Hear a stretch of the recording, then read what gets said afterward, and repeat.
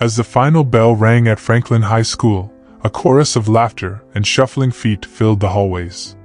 But in room 204, Ms. Emily Carter sat alone at her desk, her heart heavy with the weight of an impossible decision. In front of her lay a stack of papers, homework assignments from her students, many of whom struggled to make ends meet.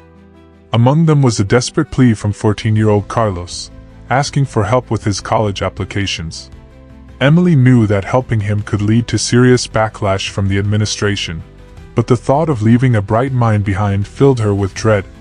Just hours later, she would be summoned to the principal's office and fired for her decision to assist him. Little did she know, this moment would set her on a path of resilience, determination, and ultimately, an unexpected return to the very school that had cast her out, a journey that would change her life forever. It was the fall of 2012 when Emily Carter first walked through the doors of Franklin High School as a bright-eyed new teacher. With a degree in education and a passion for helping students from all backgrounds, Emily was eager to make a difference. Franklin High, located in a struggling neighborhood, was a microcosm of the challenges facing urban education: overcrowded classrooms, limited resources, and a high percentage of students living below the poverty line. Emily quickly became a favorite among her students, known for her engaging teaching style and her genuine concern for their well-being. She often stayed late to provide extra help, especially to those who struggled to keep up with the curriculum. Among these students was Carlos, a gifted young man with dreams of attending college but whose family background presented him with insurmountable obstacles. As the months passed, Emily noticed Carlos falling behind. He often came to school hungry, and his grades began to slip. One afternoon, after class, Carlos approached her with a handwritten note outlining his hopes and fears. He revealed that he had been working part-time at a local grocery store to help support his family, but still found it difficult to balance work and school. "I want to apply to colleges, Ms. Carter," he confessed, his voice trembling. "But I don't even know where to start." Moved by his determination, Emily decided to help him with his applications. She spent hours after school working with him, reviewing essays, filling out forms, and researching scholarships that could help alleviate his financial burden. Emily could see the fire in Carlos's eyes, a spark of hope that she was determined to fan. However, the school administration was less than supportive.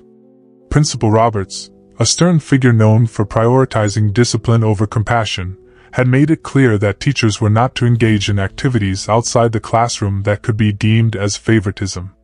When rumors of Emily's involvement with Carlos reached him, he called her into his office. "Ms. Carter," he began, his tone clipped, "we need to discuss your after-school activities. It has come to my attention that you've been assisting one student with college applications." Emily straightened in her chair, her heart racing. "I was just trying to help him, Principal Roberts. He's an exceptional student, and he has so much potential. Helping him is one thing, but it's against school policy to provide personal support that could be seen as favoritism. You're risking your job for a student who should be learning to navigate these challenges on his own." "But he's only 14, Emily protested. "He needs guidance. Isn't that what we're here for?" Roberts leaned back, his expression unyielding. "I suggest you reconsider your methods. This is not a charity." Despite the warning, Emily continued to meet with Carlos in secret. She couldn't abandon him, not when he needed her most. But soon enough, Principal Roberts found out about her defiance. On a rainy Wednesday afternoon, while Emily was helping Carlos finalize his college essays, she heard a sharp knock on the classroom door. It was the principal, flanked by 2 security personnel. "Ms. Carter, I'm afraid I have to let you go," Roberts said, his voice devoid of empathy. "You've violated school policy, and I can't allow this to continue." Emily's heart sank. "You can't be serious. I was just trying to help him." Roberts's eyes hardened. "You've made your choice. Pack your things. You're done here." As she walked out of Franklin High for the last time, tears streamed down her face. She had dedicated her life to education, yet in her effort to help a student, she had lost everything. The injustice of it all weighed heavily on her. She had fought for what she believed was right, but the system had crushed her. Emily spent the next few weeks in a state of disbelief. The news of her firing spread quickly through the community, and with it came a wave of sympathy from her students and their parents.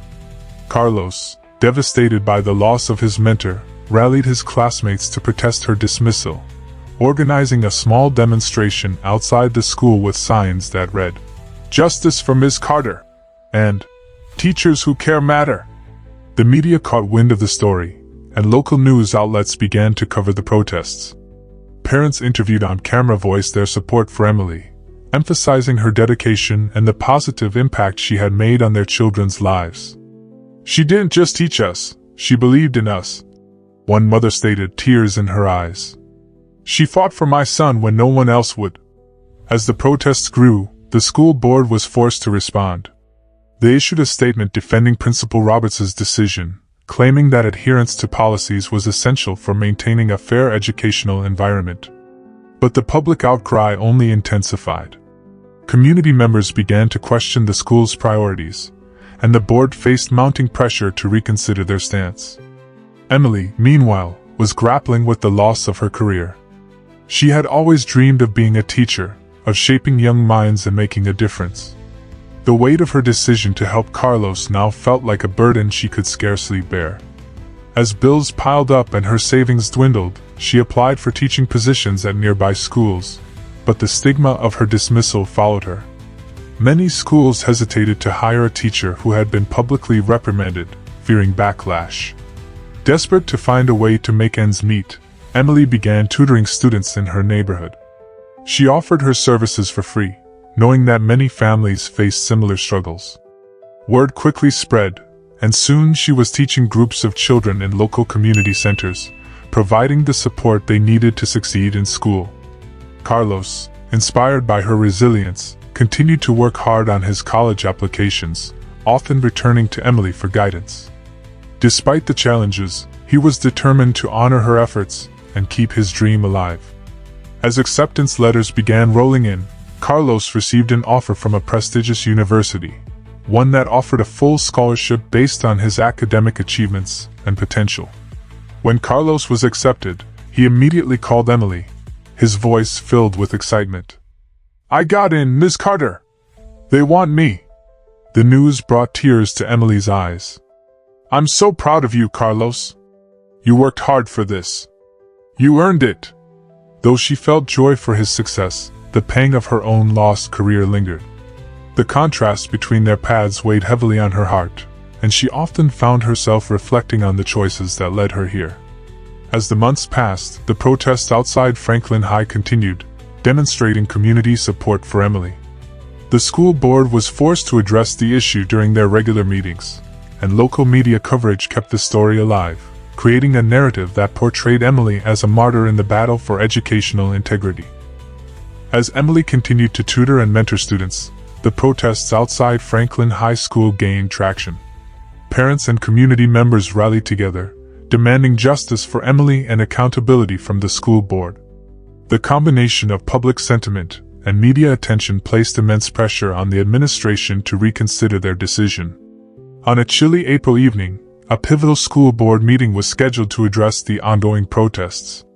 Community members filled the auditorium, their voices echoing with chants for Emily's reinstatement. The atmosphere was charged, and the tension palpable as parents, teachers, and students prepared to speak in support of their beloved educator. As the meeting commenced, the board members took their seats, visibly uncomfortable under the scrutiny of the crowd. Principal Roberts, who had previously dismissed the protests as mere noise, sat rigidly, waiting for the inevitable confrontation. One by one, individuals came to the podium to share their experiences with Emily. A single mother recounted how Emily had stayed late to help her son with his homework, while a former student spoke about how Emily had inspired her to pursue a career in medicine. Each testimony was a reminder of the profound impact she had made on countless lives. When it was finally Emily's turn to speak, the room fell silent. Standing at the podium, her hands trembled slightly, but her voice was steady. "I never wanted to become a symbol. I only wanted to do what was right for my students. I believe in the power of education and the responsibility we have to support each other, especially those who are struggling. Her words resonated deeply with the audience.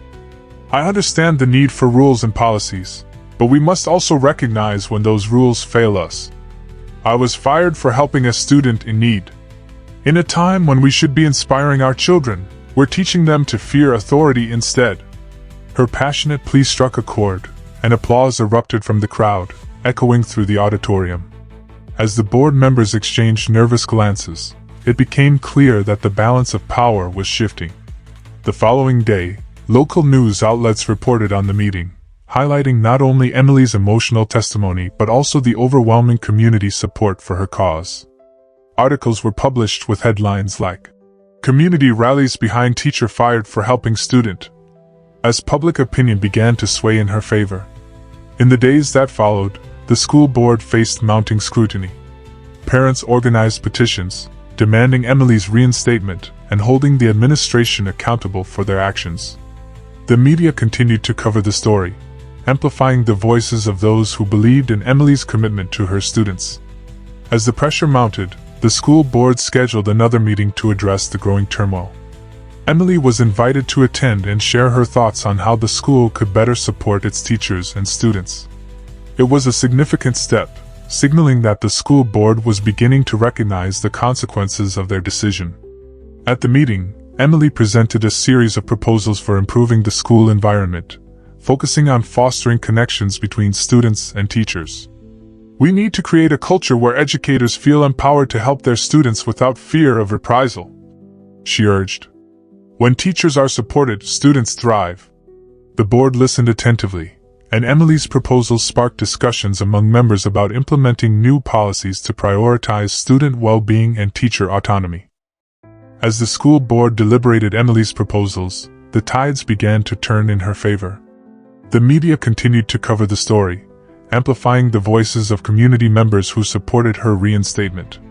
Articles highlighted the disconnect between the administration's policies and the needs of the students. On May 1, 1946, the school board convened a special meeting to address the growing pressure. The auditorium was filled to capacity, with supporters holding signs that read, "Bring back Ms. Carter," and "Support our teachers." The atmosphere was electric, as the community's passion for education filled the room. As the board members took their seats, the audience quieted. Principal Roberts, visibly tense, opened the meeting with a summary of their previous discussions and acknowledged the ongoing protests. "I want to thank everyone for their commitment to our school and our students," he began, his voice wavering slightly. "We've heard your concerns, and we recognize the need to improve our policies regarding teacher support. Today, we will discuss the future of Ms. Emily Carter." The room erupted in applause, and Emily felt a mix of anxiety and hope. This was the moment she had fought for, but now, standing at the edge of her dreams, she felt the weight of uncertainty. Once again, she was invited to speak. Taking a deep breath, she stepped forward to the podium, her heart racing. "Thank you for this opportunity. I appreciate your willingness to listen and engage in this dialogue." Her voice steadied as she continued. "I believe education is a partnership between teachers, students, and the community.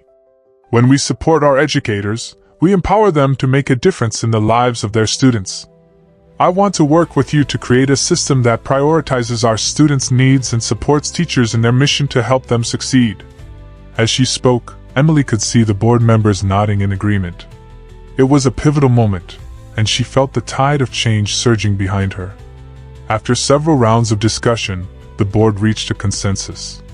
Principal Roberts announced, "In light of the overwhelming support from the community and the compelling arguments presented, we have decided to reinstate Ms. Emily Carter as a teacher at Franklin High School, effective immediately." The auditorium erupted into cheers, and Emily felt tears of joy streaming down her face. The journey had been long and fraught with challenges, but she had persevered, driven by her commitment to her students. In the days that followed, the media continued to cover Emily's return, framing it as a victory for teachers and students alike. The story resonated across the nation, inspiring other educators and communities to advocate for their own rights. As Emily stepped back into the classroom, she felt a renewed sense of purpose. She was determined to create an environment where every student felt valued and empowered, where no one would have to choose between their principles and their profession. As the school year unfolded, the impact of Emily's reinstatement rippled throughout Franklin High School. The renewed focus on teacher support and student empowerment began to transform the school culture.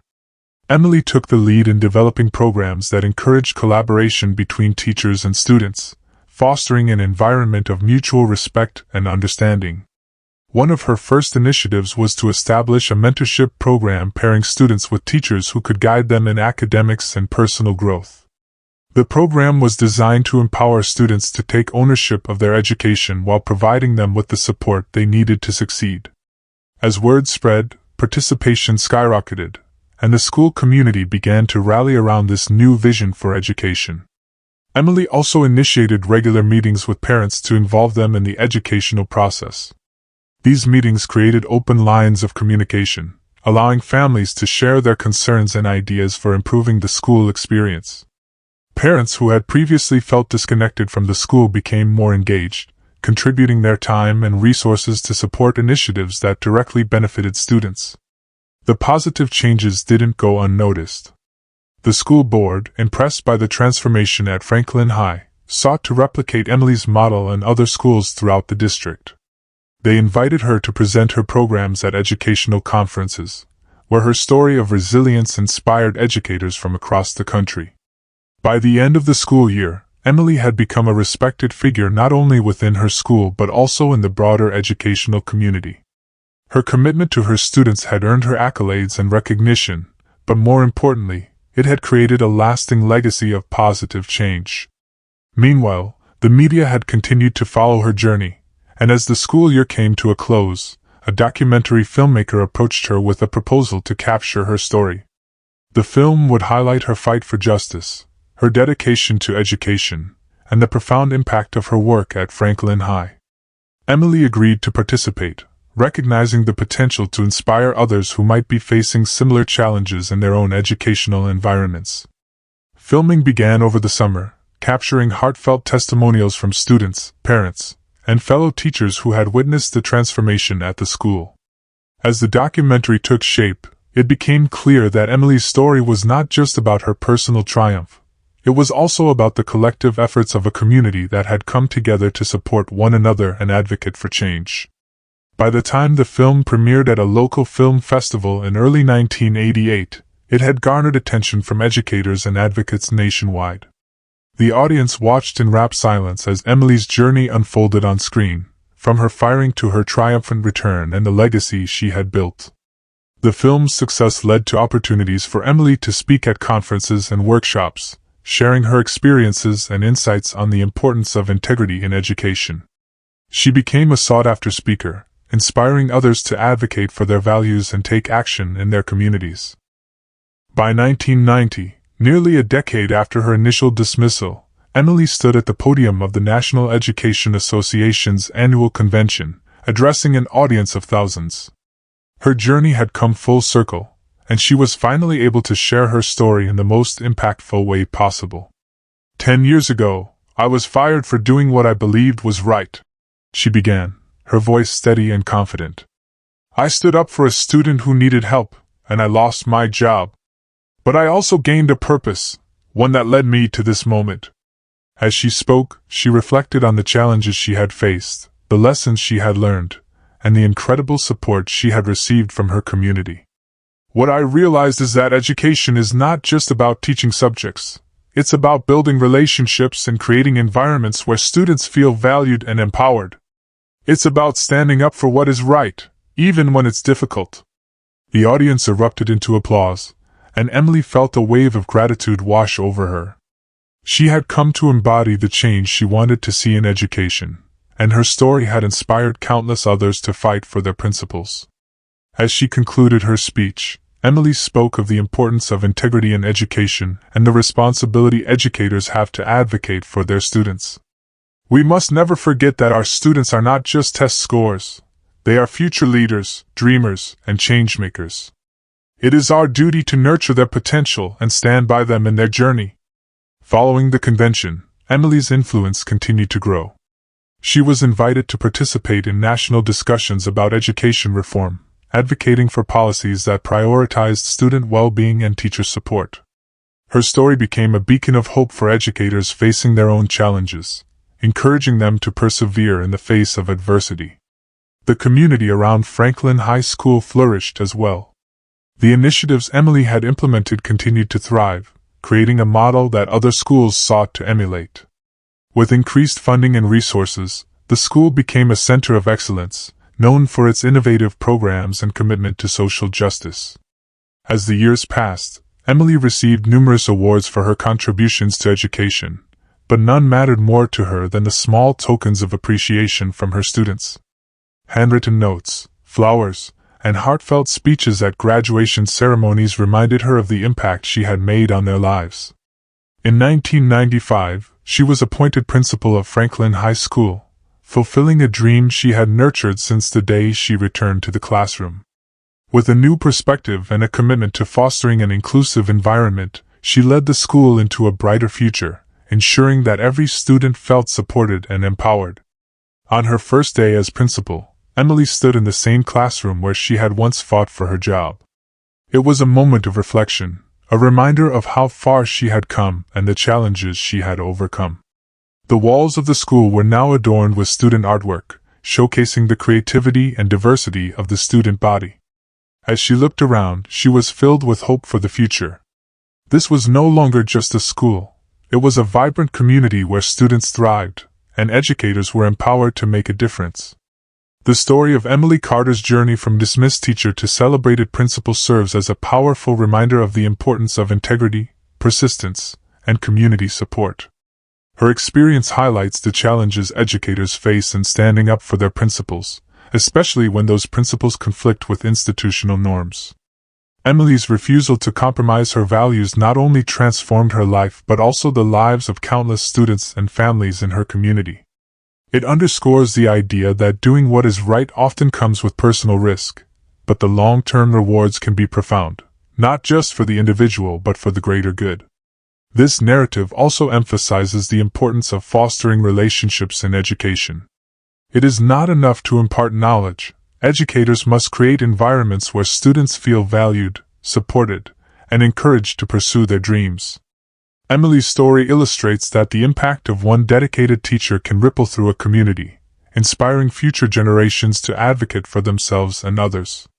Ultimately, her journey demonstrates that when we choose integrity over convenience, we can effect meaningful change that resonates far beyond our immediate circumstances. If Emily Carter's inspiring journey resonated with you, share your thoughts in the comments below.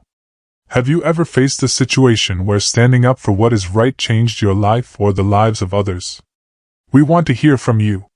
For more uplifting stories of ordinary people making extraordinary impacts, consider subscribing to our channel.